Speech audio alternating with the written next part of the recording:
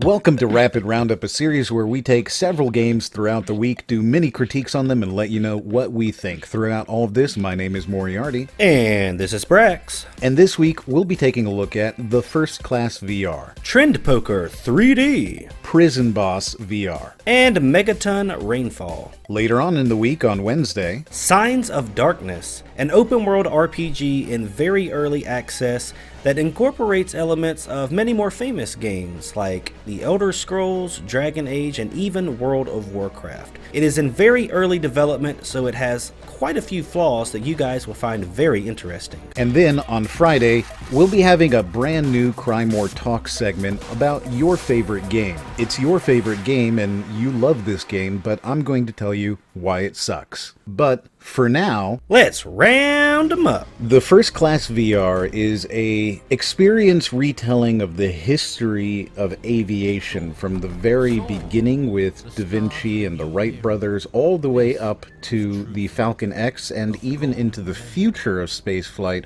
with space elevators and tethered space stations. That's really interesting. Growing up, my father just knew everything about planes and the history of flight and, could tell me about Brunelli's principle and all of that stuff, if I'm pronouncing that correctly. So it's kind of rubbed off on me over the years. I am interested in the history of flight. I remember playing Assassin's Creed and being able to fly around with a hang glider type thing and use heat as a way to propel yourself into the air.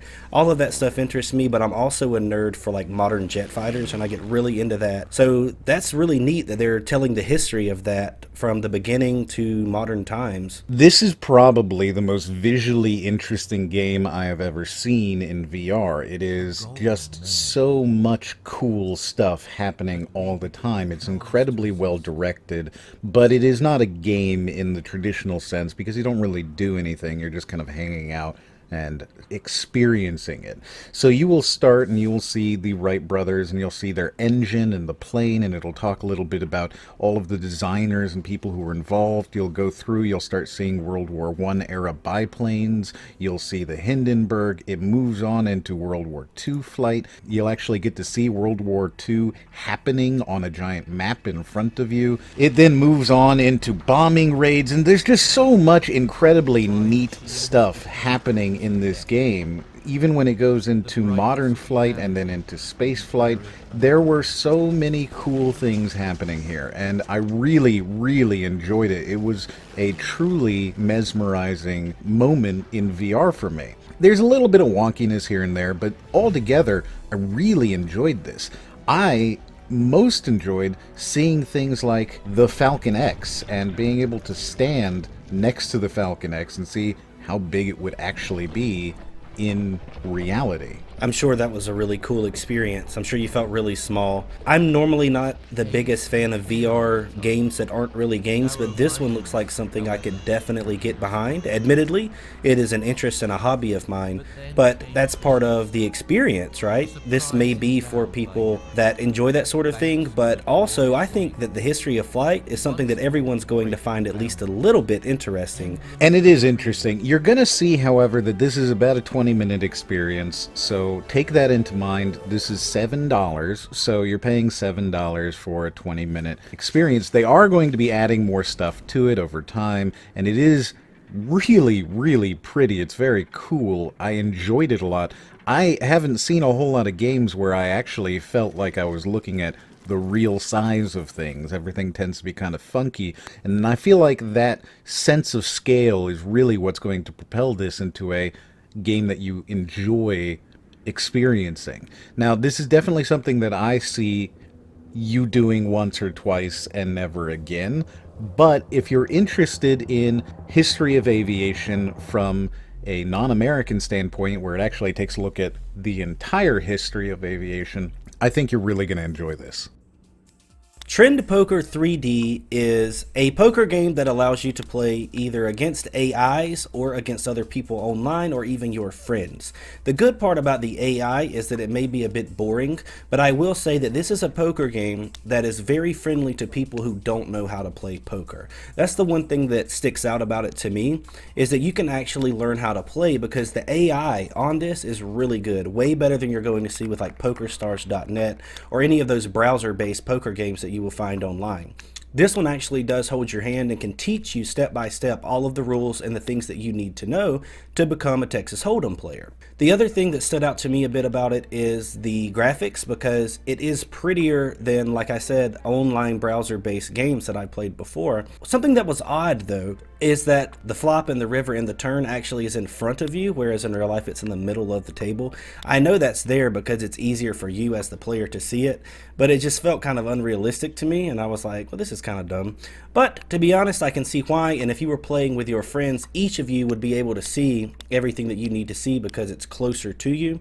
I think this would be a good game to have a poker night with online with friends, and that's the best part of it to me. 100% agree. I want to play this and see if we can't do a poker night, maybe with a couple of viewers, and see if we can't play this game and enjoy it and see how it really works in a community experience. This is something that I think would be fun to stream, but at the same time, it's still a poker game, so if you're not interested in poker, you're not going to get a whole lot from this. It's pretty, though. It is pretty. It's one of the prettiest poker games I've seen. I absolutely would love to have a poker night and do it with viewers on stream. It's something I've wanted to do for a while. Fair warning though, this game is $18, so if you want to pick it up, that's the price that you are going to have to pay. M complains about this with other games quite frequently. If you think about paying $18, if you need a full table, which, you know, 4 or 5 people, that's actually around 70 to 80 bucks that people are going to have to come up with as a group to be able to sit down and play this. So the price, in my opinion, I think would do a lot better around 10. I think they would have a lot bigger community there, especially for people that want to play with others that they know in real life. That's the one flaw I can find with it. But as a game, I don't have any complaints. I think this is a really solid poker game and one of the best that I've ever played. Great for new players, great for veterans. It has steep AI curves. You can play with real people online. You can have tournaments, several different environments and different tables, so the view doesn't ever get stale. A really solid poker game in my opinion.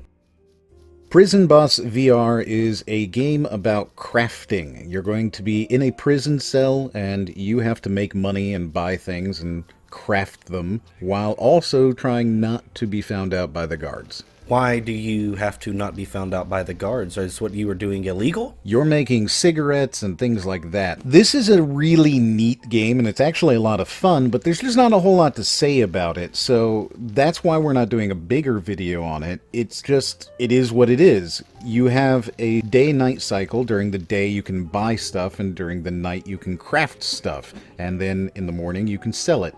There are certain jobs that you can try to take in order to increase your reputation and get new crafting things, new furniture, whatever. You can do all of these things in order to progress through the game and become the prison boss. Oh, so you don't start out as the prison boss. You have to work your way up to that position? You're just a nothing, and you're literally your first day in jail, but somehow, for whatever reason, they have decided that on your first day, you're going to be able to smuggle in cigarette tobacco. I just realized something. When you said prison boss, I was thinking you were the warden. You're actually a prisoner. Okay, this makes a lot more sense now. You have guards who patrol during the night, and they're coming by and they're going to confiscate your stuff, and you have a certain amount of time in order to try and get everything in there. A lot of these different crafting experiences require that you use increasingly more complicated steps, such as putting things into a microwave, filling up water bottles, using different whatevers. So there's a lot that you have to do in order to eventually get some of these jobs done and increase your reputation. But beyond that, that's all there is to say about the game. It's really neat. It's room scale, so there's no teleportation or anything like that, which could be a problem for some people with small play spaces. But it's very, very cool. The idea of it is something I really like, being the guy in a prison, you know, the guy that everyone goes to if they need something. But like you said, I also don't see a lot of diversity. It seems like something I would play for a little while and then feel like, well, I've done everything that I can do here. The gameplay seems simple, but I do like the idea of it. It's something that I would be willing to try out for sure. But how much would I have to pay for it? This is a $20 game, so it is on the more expensive side, but I also think that you're going to be able to get lots and lots of hours out of the title. So if you're into crafting and you really want to spend a nice gentle time, because there's nothing that you're going to be doing that's vigorous, you're not going to be rushing around and jumping up and down. You'll move quickly, but you're not going to be doing anything else other than that. So if you're looking for something that is a crafting game that's better than, say, Craft Keep, which is a terrible crafting game, then this is probably for you. Megaton Rainfall is a first-person superhero game that allows you to fly around the Earth all through the atmosphere and go down onto the actual planet and fight invading aliens. It's actually a really cool experience, and one thing that stuck out about it to me is the music. The music makes everything feel way more epic than it is, and it reminded me of if you were at the end of a superhero movie, like something made by Marvel or DC, all of those movies that are really popular now. This actually gives you the ability to take on the role of one of those superheroes, destroy things with your hands, and you have to be really quick about it. The higher you get in the atmosphere, the faster you get, so you can really tell once you break the first layer of the atmosphere and you're in outer space, you're flying around like super fast. You feel like Clark Kent. I thought it was really interesting. It's a short experience. I would say you're only going to get 3 or 4 hours out of this, and one thing that this game is in desperate need of is VR support. I don't know why it's not out on the Vive yet, but they said it will be at some point in 2018. It is already on the PSVR, and when you play this in non-VR, you can absolutely tell that this game was made for a VR experience. Just everything feels like it should be in VR when you're playing this. And I think once it does come to the Vive, it's going to be a really great experience for people that own that headset. I was originally expecting this game to be a VR title. It was pitched to me as a VR title. And so when I saw it and it wasn't VR, I was a little disappointed because it really does feel like it is perfect for VR. As it is, when you're playing the game, you do get the feeling that you're a superhero, especially when you're climbing in and out of the atmosphere and going around the planet. You really kind of get that. For them to not have produced it in VR, I understand why, and it's nice to have the option, but I really think they missed out by not having the VR ready. I can't recommend it right now for the price they have it listed as. It's $16, and without it being in VR, I don't think it's worth that. But once they do add that support, and they do plan to sometime this year, I'm not sure specifically when, but this thing will come to Vive, so you can get it on Steam. You can already get it on PSVR, but I think it's more expensive on that platform. As of right now, I just really feel like this has VR written all over it, and it's completely obvious that they had VR in mind when they developed this. So as soon as they get that support, I am all for it. But until then, I just can't recommend it yet. So I want to take just a second and talk a little bit more about my new series of talks that I'm working on. It's a section of 3 different talks, and obviously the first one will be on Friday, and it is called Your Favorite Game Sucks. My favorite videos that you've ever done have came from your Talks series. I loved the horror and video games one that you've done. I love the ones that you did before I was even working with you. I think they are absolutely top-notch work, and I'm always excited to hear that you have a new one coming through the pipeline. Well, now I actually have 3 coming over the next month and a week or so. So about 5 weeks, I'm going to be doing 3 different Talks videos that all kind of link together. So first we're going to be talking about why your favorite game sucks, and then we'll be talking about some of the most influential games, and then we'll be talking about some of the most important games. And throughout all 3 of those, they'll kind of tie together, and we'll go through, and hopefully you'll be able to see them all in the next, as I said, 5 weeks. That sounds like a lot of work for you, but I am excited to see what you've got in store, especially considering that I've never seen you put that many out that quickly together. And like you said, it does sound related. When you said most important and most influential, it sounds like those things are going to dovetail a bit. But you also have a gift for separating things that sound similar, and kind of in a dummy's guide for video games saying, no, this is the difference in important and influential. This game is famous because of this. And at the end, you have a way of clarifying ideas that you always present to me. So I can't wait to see what exactly you have stewing in your mind there, because even though these things sound similar, I know you differentiate them in a very interesting way. I'm very excited. I have never done this many Talks videos in such a short period of time, and quite frankly, most of the Talks videos that we've done, with the exception of 2 or 3, tend to be much shorter, and they also tend to be kind of the thing where I suddenly decide to do it on a Monday and have it done by a Friday. This is the first time that I've spent several weeks preparing, and actually almost 2 months now, working on getting all of these videos lined up. So I'm really excited to bring them out and show them to the viewers and get their point of view and see how they agree with me and how they think about it. Because I know that with regards to the horror video, which you'll see a little link to it up in the corner now, in regards to that, there was a lot of people who didn't agree with me but not because they felt that I was wrong, but that they felt that there were games that had achieved the horror cult classic status. I think that might relate to the Friday video because they probably have a special relationship with that game, and for you to say there's never been a game that truly achieved this, people's first response is, oh, well, my favorite game did. So that's going to be something that's interesting to hear about on Friday as well. Like you said, these things are linked, and these talks start discussions about things even though they don't seem like they're directly related. In the past, we have received really positive reception to these videos, though, even if there was disagreement from the viewers about certain things. They're always interesting, and it's always a blast to hop in the comments section on these things.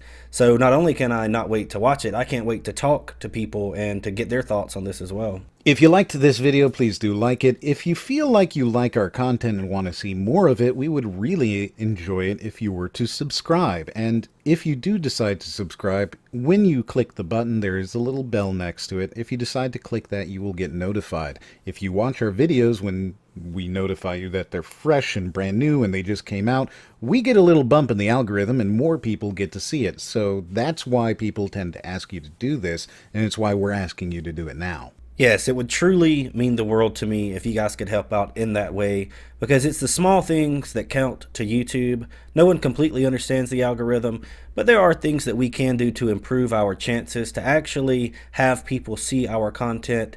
And I would be eternally grateful if you guys were to help us out by clicking that subscribe button and maybe even click that notification bell too. That way you know when the new videos are up. Again, that's for those of you that actually enjoy our content. I'm assuming if you're watching it this late in the video, you must enjoy it. So go ahead, subscribe. I'll love you forever. If you do choose to subscribe, there's always plenty of new content. We release a new Roundup on Monday. We release a new non-VR on Wednesday, and then we do a VR or a talks occasionally on a Friday, so you can always see something Monday, Wednesday, Friday, and they're always released at 11 a.m. Eastern Time, so you can catch up on them immediately upon them coming out if you so choose. If you decide to do that, we will absolutely thank you, and you know what? You can go ahead and leave a comment down below, and we will tell you how much we love you. If you'd like to watch another video, you can do that right now up in the corner, and as always, We'll see you guys on the next one.